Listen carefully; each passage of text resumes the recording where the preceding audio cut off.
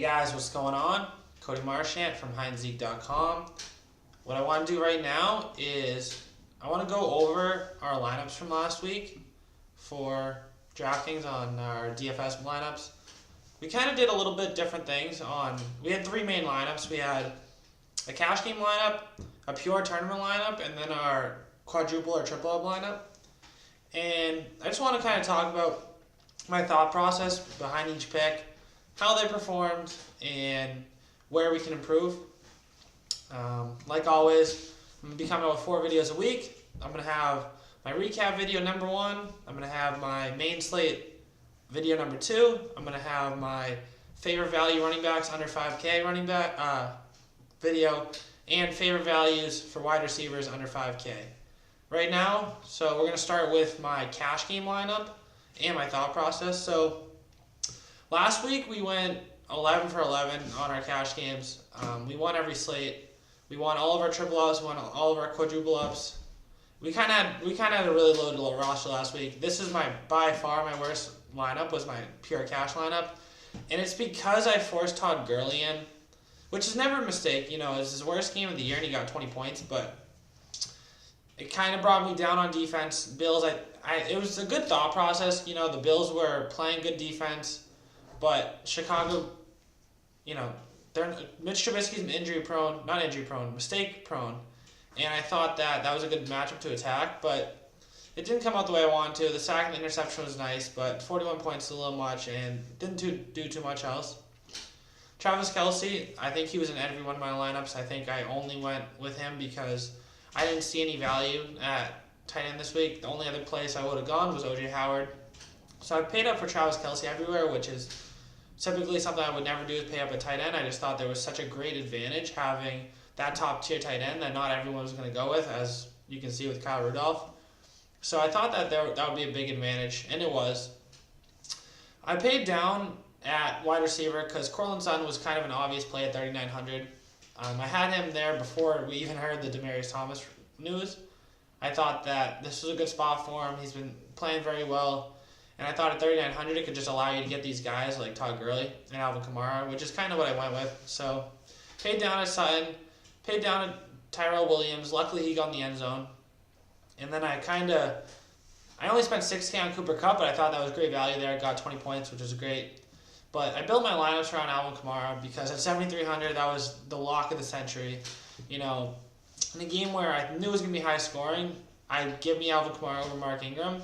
And they're harder to beat up the middle as a rush defense for the Rams, so I thought Alvin Kamara was going to be able to beat them on the outsides, just with his elusiveness, catching the ball, and he kind of did it all. As you see, 3 touchdowns, caught the ball 4 times, 82 rushing yards.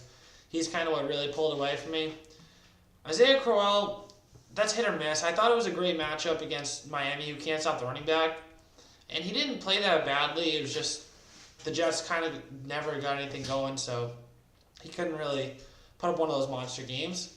And Jared Goff at quarterback was just a slam dunk at 6K. 33.3 points. You know how it is. The reason I played him is because when teams put up over 21 points against Jared Goff, he goes off. And I had to get him in there. So my main head-to-heads, I scored 163-64.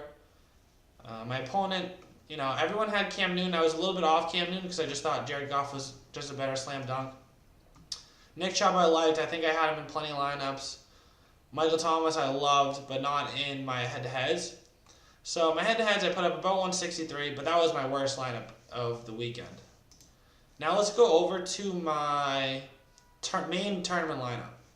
Purely, this was the 100K for first. I came in 9,500th out, and I only made $12. I put up, what I put up? 196.44. So it was a tough week. I think first place was what?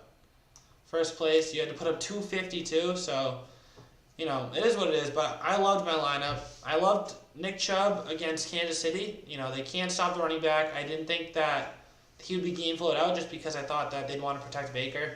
He had 22 carries, 16 fantasy points. Again, Alvin Kamara I think was in every single one of my lineups. Travis Kelce, every single one of my lineups. But in this one, I saved a little bit on Todd Gurley, so I come all the way down to Kareem Hunt, and that was kind of the difference maker. Because of that, I got to have Kareem Hunt went off. Sammy Watkins was all right. Stayed on Cortland Sutton, but Brandon Cooks had a great game too, who was, I think, $700 more expensive than Cooper Kupp. So this lineup was much more solid. This was like my main tournament lineup. And, Sammy Watkins I thought was going to do better than he did, but I also thought Tyreek Hill was not going to play. I thought that the Broncos D could have got a little bit more sacks than 4, just because I know that Watson loves to hold on to the ball so long. So I thought that was a solid play. They only gave up 19 points. So overall, I like this lineup. I love Goff, Kamara, Cooks, Kelsey, and Hunt. That's obviously what won it for me. But my best lineup this week was my best lineup in probably 3-4 weeks. Was my triple up and quadruple up. I tried to do it a little bit different than most. Now, as you can see, this is a quadruple up. I was only one with Nick Chubb, only one with Cooks, only one with Thomas, and only one with Kelsey. I did not know that Dalvin Cook was going to play when I built this lineup, and I should have changed it, but I had Latavius Murray in there, and I thought that allowed me to get up to Michael Thomas, which was obviously a great decision. Stuck with Jared Goff, stuck with Alvin Kamara, stuck with Nick Chubb, Cooks, and Sutton, and Kelsey, and the Broncos. It's basically the same lineup as the other one, but instead of having Kareem Hunt, I went down to Murray, but I went all the way up to Michael Thomas, so I think I scored 10 more points, maybe 9 more points. So I put up 205 in this one last week, so I killed all my triple ups and quadruple ups.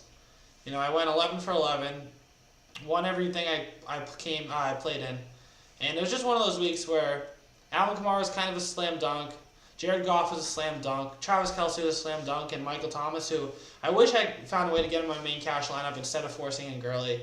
I just kind of play it safe typically in my cash lineup, so that's kind of what I went with, where I should have just pulled the trigger on Thomas, but that's one of my mistakes.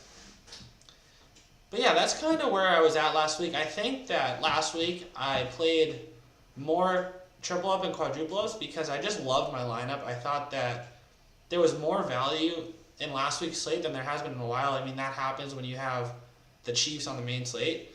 This week, the Chiefs are still on the main slate, but I've already noticed that there's a lot less value at receiver.